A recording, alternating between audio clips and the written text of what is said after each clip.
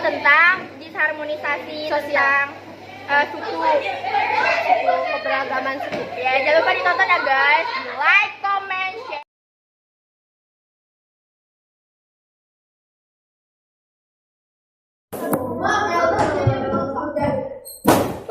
Bagi dua. Apa lo minta-minta? Punya uang kan beli sendiri.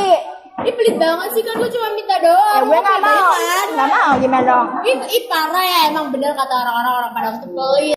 Tahu dari mana lo? Itu bukan pelit, itu tuh realistis, menghemat.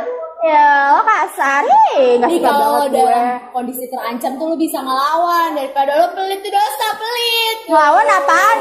Kasar itu emang itu sebuah apa sih bentuk ngelawan? Itu tuh nggak banget ya. Lo ngomong tuh nggak sopan banget sih. Datang-datang minta, ya nggak minta. Lagian lo juga datang minta-minta. Awu. Ya apa sih ikut aja ya. Gue kan lagi berusaha sama dia ya. Kenapa nggak terima kalau temen gue ngebela gue, ha? Ya udah deh. Ini kasar aja. Ya. Lo berdua juga pelit loh. Gue Ih nggak punya uang, dasar miskin. apa? Pelit dosa. Udah gue mau ke kantor.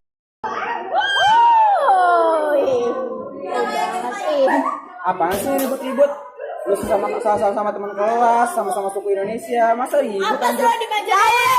Saya kutukan deh. Mikirlah, lu kan warga Indonesia, sama-sama Indonesia, sama-sama pakai bahasa Indonesia, masa harus ribut?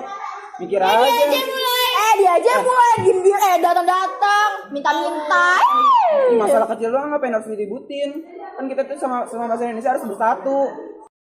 Lu pada baikan lah daripada ribut mulu ngerugiin diri lu sendiri, gimana sih? Udah baikan. Mau dia aja duluan. Lu aja duluan, males gue juga loh yang bikin masalah kan duluan. Ngapain Ya sih udah minta maaf sama sama-sama orang? minta maaf aja, sama-sama salah, sama-sama punya kesalahan. Masa harus ribut mulu? Yang rugi lu udah berdua juga. Males gue baikan sama dia. Udah deh. Ya udah deh.